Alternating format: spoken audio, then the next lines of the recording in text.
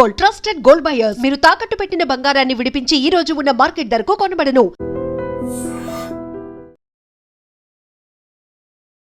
YouTuber Vaishnavi హత్య కేసుకు సంబంధించి భర్త హరిబాబు ఆరోగ్యం క్షీణించింది. ఆయన జగిత్యాల జైల్లో ఉండగా తనకి వాంతులు విరేచనాలు అవడంతో బాగా నీరసించిపోయినటువంటి నేపథ్యంలో జగిత్యాల ఆసుపత్రికి అతన్ని తీసుకొచ్చారు. సో ట్రీట్మెంట్ జరుగుతున్నప్పుడు హరిబాబు కొన్ని షాకింగ్ మాటలు మాట్లాడిన పరిస్థితి ఉంది. ఏమంటాడంటే హరిబాబు తనకు ట్రీట్మెంట్ జరుగుతున్నప్పుడు నాకు అసలు ట్రీట్మెంట్ అవసరం లేదు, నాకెందుకు ట్రీట్మెంట్ చేస్తున్నారు, నాకు అసలు నిజంగా బతకాలని లేదు. వైద్యులతో కూడా చికిత్స అందించేటువంటి వైద్యులతో కూడా తనకి వైద్యానికి పూర్తిగా నిరాకరించినట్టుగా తెలుస్తోంది. నాకు అసలు వైద్యం వద్దు, నాకు చచ్చిపోవాలని ఉంది, నేను వైష్ణవిని చాలా దారుణంగా చంపేశాను, ఏదో క్షణికావేశంలో అసలు ఆ కోపంలో ఏం జరిగిందో నాకే అర్థం కాలేదు. ఇప్పుడు నేను బయటకు వస్తే నన్ను చంపడానికి అన్నలు సిద్ధంగా ఉంటారు, నాకు నిజంగా అసలు బతకాలని కూడా లేదు, ఎందుకు నాకు ట్రీట్మెంట్ చేస్తూ ఉన్నారు, ఎందుకు నాకు ఇప్పుడు ఈ చికిత్స అందించి నన్ను ఎందుకు బతికిస్తాలనుకుంటున్నారు, నాకు అసలు బతకాలని లేదు, నేను అన్నం కూడా తినను, నేను మంచినీళ్ళు కూడా తాగను. ఇతను సరిగా మంచినీళ్ళు కూడా తాగకపోవటం వల్ల డీహైడ్రేషన్కి గురయ్యాడు. మరోవైపు వాంతులు విరేచనాలు కూడా అయినటువంటి పరిస్థితి ఉంది. సో హాస్పిటల్కి తీసుకొచ్చిన తర్వాత ట్రీట్మెంట్ చేస్తున్నటువంటి వైద్యులతో, అక్కడ ఆసుపత్రికి తీసుకొచ్చినటువంటి పోలీసులతో ఇతను మాట్లాడుతున్నటువంటి పరిస్థితి. సో వైద్యానికి నిరాకరించారు. అయినా కానీ బలవంతంగా అతనికి సెలైన్లు ఎక్కించి, ఫ్లూయిడ్స్ ఎక్కించి, తర్వాత కొన్ని ట్యాబ్లెట్స్ కూడా ఇచ్చి పంపించినట్టుగా తెలుస్తుంది. ప్రస్తుతం ఎక్కడి నుంచి ఏ జైలు నుంచి వచ్చాడో ఆ జైలుకే అధికారులు అతను పంపించినటువంటి పరిస్థితి ఉంది. కానీ ఆ వైద్యం అందిస్తున్నటువంటి క్రమంలో ఆసుపత్రిలో నానా రభస, ఒక పెద్ద డ్రామా క్రియేట్ చేసినట్టుగా సమాచారం వస్తుంది. నాకు అసలు బతకాలని లేదు, నాకు అసలు ట్రీట్మెంట్ చేయొద్దు, నేను చచ్చిపోతాను, నాకు చావాలని ఉంది, నేను వైష్ణవిని చంపేశాను అని అతను చెబుతూ, నేను బయటకు వస్తే నన్ను ఎలాగో చంపేస్తారు కాబట్టి నేను ఇక్కడ జైల్లోనే చచ్చిపోతాను, నాకు అసలు బతకాలని లేదు అని చెప్పి అక్కడ ట్రీట్మెంట్ చేస్తున్నటువంటి డాక్టర్స్తో, పోలీసులతో ఆయన వాదనకి దిగి పూర్తిగా వైద్యానికి నిరాకరించినట్టుగా తెలుస్తుంది. కానీ బలవంతం మీద అతనికి కొద్దిగా ట్రీట్మెంట్ అందించి పంపించారు. నిజంగా నేను కూడా అక్కడ కోరుట్లకు వెళ్ళాను. కోరుట్లలో మాధవపురి గ్రామానికి వెళ్ళాను. అక్కడ వైష్ణవి సమాధి దగ్గర కుటుంబ సభ్యులు ఎంతగా బాధపడుతున్నారు, ఎంతగా రోధిస్తున్నారో చూస్తూ ఉన్నాం. ఎందుకంటే గత కొన్ని నెలలుగా వాళ్ళు యూట్యూబ్ వీడియోలు చేస్తూ ఉన్నారు, బ్రదర్స్ కూడా వీడియోలు చేస్తూ ఉన్నారు. అంటే పెళ్లి సందర్భంగా, పెళ్లి జరిగిన తర్వాత కూడా ఎలాంటి వీడియోలు చేశారు, వాళ్ళ ఫ్యామిలీ మధ్య ఎలాంటి గొడవలు ఉన్నాయి, ఇవన్నీ కూడా చాలా క్లియర్గా వీడియోల రూపంలో కనిపిస్తూ ఉన్నాయి. సో అతనికి వేరే అమ్మాయితో సంబంధం ఉందని చెప్పి కొంత వాదన వినిపిస్తోంది. అలాగే వాళ్ళ హరిబాబు తల్లి 20 లక్షల రూపాయలు తీసుకొస్తాను, ఎందుకంటే వేరే సంబంధం కూడా ఉంది, వేరే అమ్మాయి కూడా ఉంది, మా వాడికి ₹1 కోటి దగ్గర వస్తాయి అన్ని ఆస్తులు కలుపుకుంటాయి. ఇప్పుడు నువ్వు 20 లక్షల రూపాయలు వైష్ణవి నువ్వు తీసుకొస్తేనే మా ఇంటికి వస్తావు, లేకపోతే ఈ పెళ్లి పెటాకులు అయిపోతుందని చెప్పి ఈ విధంగా బెదిరించి నానా బూతులు తిట్టి కాల్ రికార్డింగ్స్ కూడా మధ్యలో బయటకు వచ్చినటువంటి పరిస్థితి ఉంది.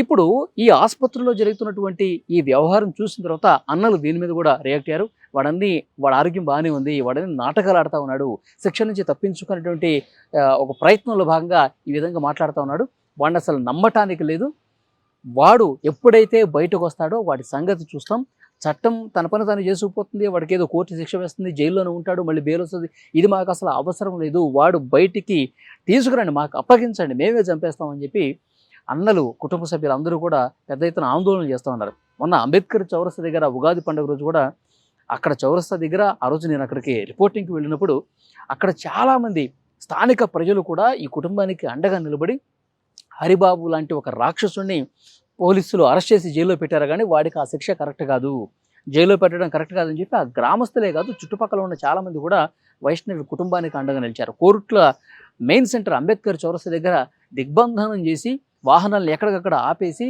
వైష్ణవికి న్యాయం చేయాలి, వైష్ణవి కుటుంబానికి న్యాయం చేయాలంటూ అక్కడ పెద్ద ఎత్తున ఆందోళన చేసినటువంటి కూడా పరిస్థితి కూడా ఉంది. ఆ సమయంలో నేను అక్కడే ఉన్నాను, వాళ్ళ అభిప్రాయాలు కూడా తీసుకున్నా. ఆ తర్వాత వైష్ణవి సమాధి దగ్గర అన్న ఏ విధంగా రోధించాడో మనకు తెలుసు. ఎందుకంటే చిన్నప్పటి నుంచి మొన్న పెళ్లి చేసి ఆ కార్యక్రమం చేసే వరకు కూడా వాళ్ళు ఎంత బాండింగ్ పెంచుకున్నారో. సొంత అన్న అయితే నిజంగా సమాధి మీద పడుకొని ఇక నా వైష్ణవి లేదు, నా చెల్లి నాకు లేదు, నా చెల్లి దూరం అయిందంటే అసలు నేను నమ్మలేకపోతున్నాను, చెల్లి నువ్వు అసలు మమ్మల్ని వదిలేసి ఎట్లా వెళ్ళిపోయావురా, ఆ దుర్మార్గుడు ఇంత దారుణం చేస్తాడని అసలు అనుకోలేదు, నేను మంచిగా చూసుకుంటాడు, నీ మీద ప్రేమ ఉందని చెప్పి మేము పెళ్లి చేస్తే ఇంకా పెళ్ళి సంవత్సరం కూడా కాకముందే 8 నెలలకే నీ కడుపులో 4 నెలల బిడ్డ ఉండగానే ఇంత దారుణంగా వాడు చంపేస్తాడని చెప్పి అసలు నిజంగా వాళ్ళు కన్నీళ్లు పెట్టుకుంటూ సమాధి మీద పడుకుని వాళ్ళు కనీసం అన్నపానీయాలు లేకుండా కనీసం వాటర్ కూడా తాగకుండా వాళ్ళు అంతా రోధిస్తూ ఉన్నారు. రోజులు గడుస్తున్న కొద్దీ ఇంకా వాళ్ళ బాధ ఎక్కువ అవుతుంది కానీ ఎక్కడ తగ్గినటువంటి పరిస్థితి. అంటే చెల్లెల మీద అన్నలు ఎంత ప్రేమ పెంచుకున్నారు, చెల్లెలు జీవితం బాగుండాలని చెప్పి ఎంత బలంగా కోరుకున్నారు. కానీ ఆల్ ఆఫ్ సడన్ ఒక్కసారిగా ఈ విధంగా కావడంతో నిజంగా వాళ్ళందరూ కూడా తల్లడిల్లిపోతున్నారు. తల్లి అయితే ఇక మాటల్లో చెప్పలేనటువంటి పరిస్థితి. ఎక్కడ పడితే అక్కడ రోడ్ల మీదకి వస్తూ ఉంది, ధర్నాలు చేస్తూ ఉంది, వాళ్ళు పోలీసులకి ప్రశ్నిస్తోంది, వాడిని మాకు అప్పగించండి అని చెప్పి కోరుతూ ఉంది. కానీ పోలీసులు అట్లా చేయరు కదా, చట్టం ఏదైతే చెప్తుందో దాన్నే ఫాలో అవుతారు పోలీసులు కూడా. ఇక ఆ కుటుంబం అయితే, ఆ కుటుంబమే కాదు, ఆ కుటుంబానికి సంబంధించి ఎవరైతే మిగతా బంధువులు ఉంటారో ఆ కాలనీలో వాళ్ళు కావచ్చు, అందరూ కూడా పెద్ద ఎత్తున ఆందోళన చేస్తూ ఉన్నారు. సో నిజంగా వైష్ణవి మాకు ఈ విధంగా దూరం అవుతుందని చెప్పి అసలు మేము ఊహించలేదు. ఎప్పుడు ఎంతో చలాకీగా యాక్టివ్గా కనిపిస్తుంది, చిన్న చిన్న వీడియోలు చేస్తూ ఉంటుంది. మా ఇంట్లో అమ్మాయిలాగా ప్రతి ఇంట్లో కూడా ఆమె కనిపిస్తూ ఉంటుంది. ఈరోజు ఆమె లేదు అంటే కనుక నిజంగా నమ్మలేకపోతున్నాం. ఆ దుర్మార్గుడు డబ్బుల కోసమే, వేరేదేమీ లేదు. హరిబాబు వాడి తల్లి డబ్బుల కోసమే ఇంత దారుణంగా చేశారని చెప్పి వాళ్ళందరూ కూడా మాట్లాడుతున్నటువంటి పరిస్థితి. వీడిప్పుడు ఆసుపత్రిలో పెద్ద ఒక హైడ్రామా క్రియేట్ చేశాడు. నేను తప్పు చేశాను, నేను చచ్చిపోతాను, లేదంటే వాళ్ళే నన్ను చంపేస్తారు కాబట్టి నాకు అసలు బతకాలని లేదు అని చెప్పి ఈయన ఆసుపత్రిలో చాలా చాలా ఇదిగా మాట్లాడుతూ ఉన్నాడు. కానీ వైద్యులు ఏదో బలవంతంగా ట్రీట్మెంట్ చేసి మళ్ళీ జైలుకి పంపించేటటువంటి పరిస్థితి. కానీ జైల్లో ఒక గంట కనిపెడుతూ ఉండాలి. మళ్ళీ వీడు జైల్లో మళ్ళీ ఏదైనా నాటకాలు కూడా చేస్తూ ఉండొచ్చు. జైల్లో వైష్ణవిని నేను చంపేశాను కాబట్టి నన్ను కూడా ఇక్కడ ఏదో ఉరిశిక్ష చేస్తారు, లేకపోతే పోలీసులు చంపేస్తారని చెప్పి ఇక్కడ కూడా ఏదైనా హైడ్రామా క్రియేట్ చేసి కాబట్టి అక్కడ జైల్లో ఉన్నటువంటి అధికారులు కూడా హరిబాబుని ఒక కంట కనిపెడుతూ ఉండాలి అని అక్కడ జైల్లో స్థానికంగా ఇన్స్ట్రక్షన్స్ ఇచ్చినట్టుగా తెలుస్తోంది. సో మొత్తానికైతే యూట్యూబర్ వైష్ణవి హత్య మొత్తం కోర్టులనే కాదు తెలంగాణ వ్యాప్తంగా ఒక సంచలనంగా మారినటువంటి పరిస్థితి ఉంది. కట్నం కోసం భర్త, అత్త వీళ్ళందరూ కూడా ఇంత దుర్మార్గంగా గర్భవతిగా ఉన్నటువంటి వైష్ణవిని, ఒక యూట్యూబర్ వైష్ణవిని చాలా దుర్మార్గంగా చంపేస్తున్నటువంటి పరిస్థితి ఉంది. ప్రస్తుతం పోలీసులు అన్ని కోణాల్లో కూడా దర్యాప్తు చేస్తున్నారు. అందరినీ కూడా అరెస్ట్ చేశామని చెప్తున్నారు. హరిబాబు తల్లి, హరిబాబుకు సంబంధించిన ఈ కేసుతో ఇన్వాల్వ్మెంట్ ఉన్నటువంటి వాళ్ళందరినీ కూడా అరెస్ట్ చేసేసామని చెప్తున్నారు. కానీ వైష్ణవి కుటుంబ సభ్యులు మాత్రం వాళ్ళ అరెస్ట్ జరిగినప్పటికీ కూడా మాకు ఇంకా ప్రశాంతత లేదు, వాడు చస్తేనే, వాళ్ళ ఫ్యామిలీ చస్తేనే మాకు సంతోషం అని చెప్పి కుటుంబ సభ్యులు మాట్లాడుతున్నటువంటి పరిస్థితి ఉంది.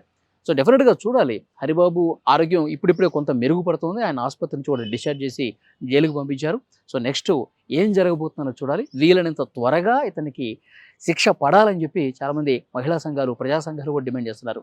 ఆడపిల్ల మీద ఇంత దుర్మార్గంగా, రాక్షసంగా ప్రవర్తించడానికి భయపడే విధంగా కఠినంగా శిక్షించాలి. ఎప్పుడో సంవత్సరాల తరబడి కాదు, వెంటనే ఒక నెల రోజుల్లోపే వీడికి కఠినంగా శిక్ష వేయాలి. అది కూడా ఉరి శిక్ష ఇస్తేనే కరెక్ట్ అని చెప్పి చాలామంది ప్రజా సంఘాల నేతలు కూడా మాట్లాడుతున్నటువంటి పరిస్థితి. ఆసుపత్రులు అయితే ఒక పెద్ద డ్రామా అయితే నడిపించినటువంటి పరిస్థితి.